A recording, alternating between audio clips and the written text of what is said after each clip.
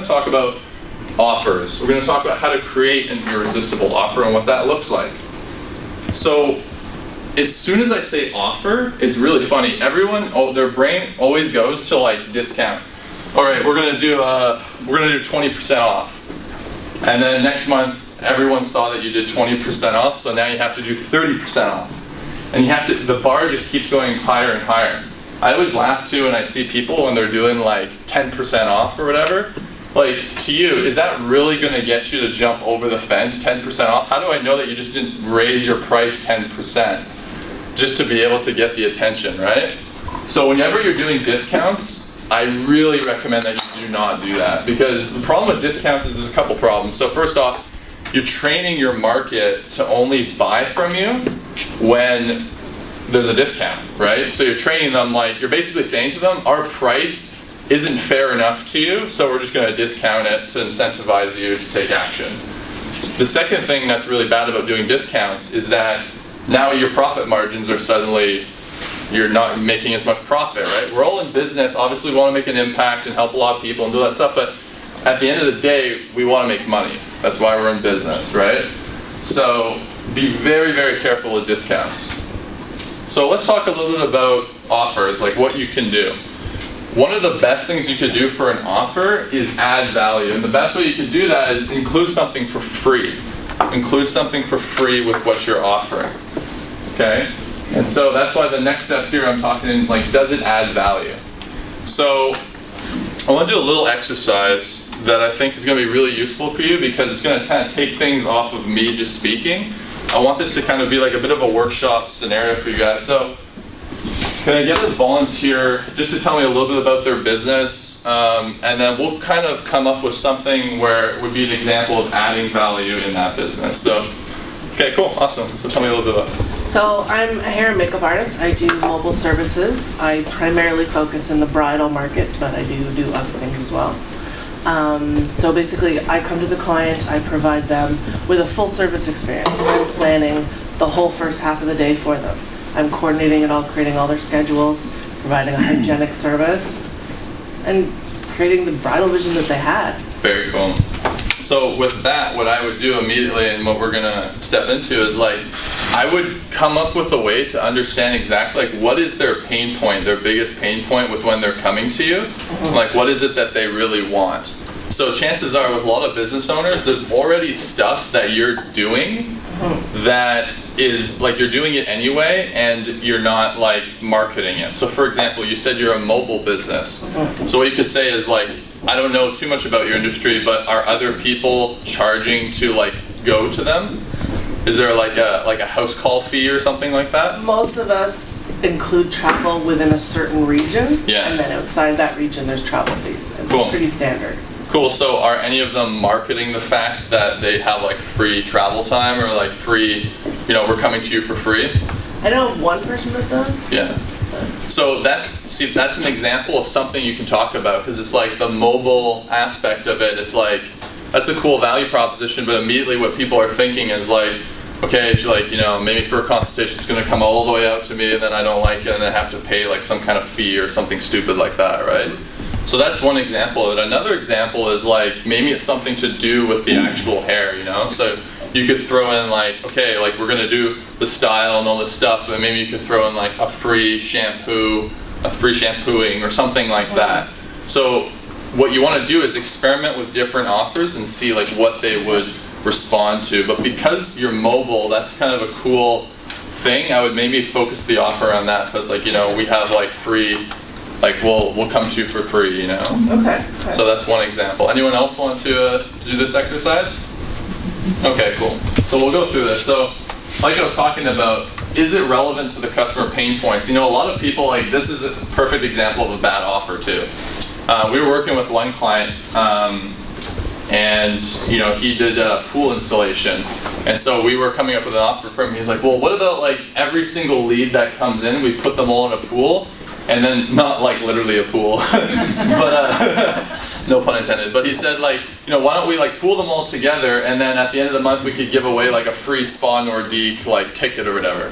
This is a classic mistake that a lot of business owners make, because it's not relevant to the actual service that you provide, Okay, so you want to make the offer relevant to the actual service. So instead of doing that, you could be like, let's include, like if you get a pool installation, let's include like a free barbecue or something with it. It's related to the product that you're getting. Maybe you could get like, you know, free extended warranty on that pool.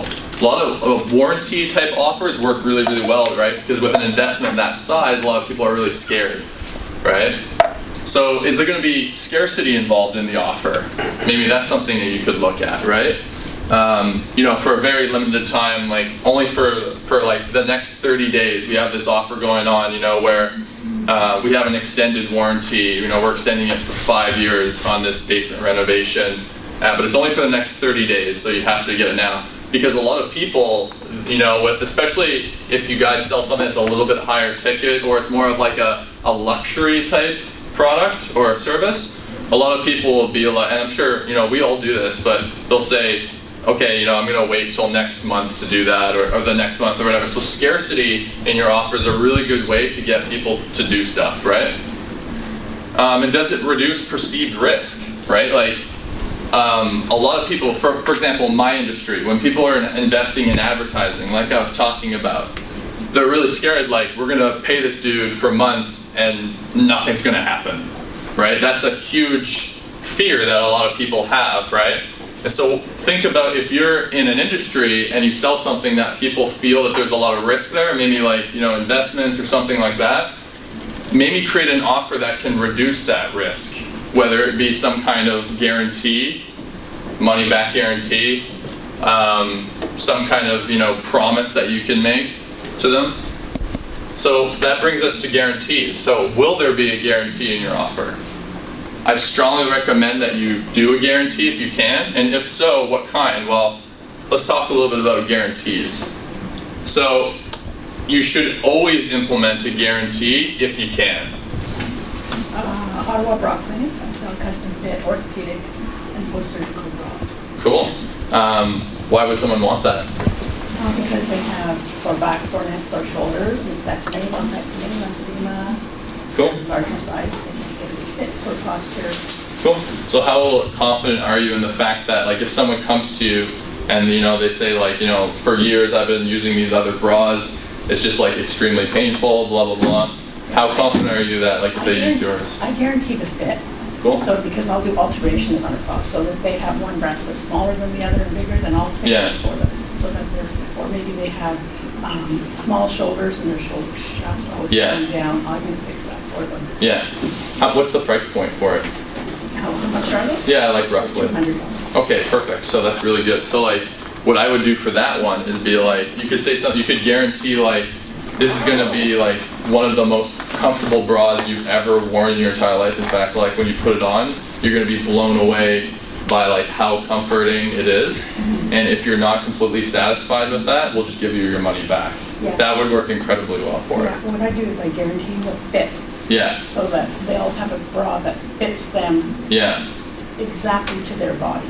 I would switch the wording just a little bit. I would say like the comfort of it, because the reason that they're buying from you is because they're fed up with the, it's not so much like the fit is important, but they're really fed up with like these bras are just not comfortable for me, right? Yeah. So switch the wording just a bit, like it's gonna be the most comfortable bra you've ever worn.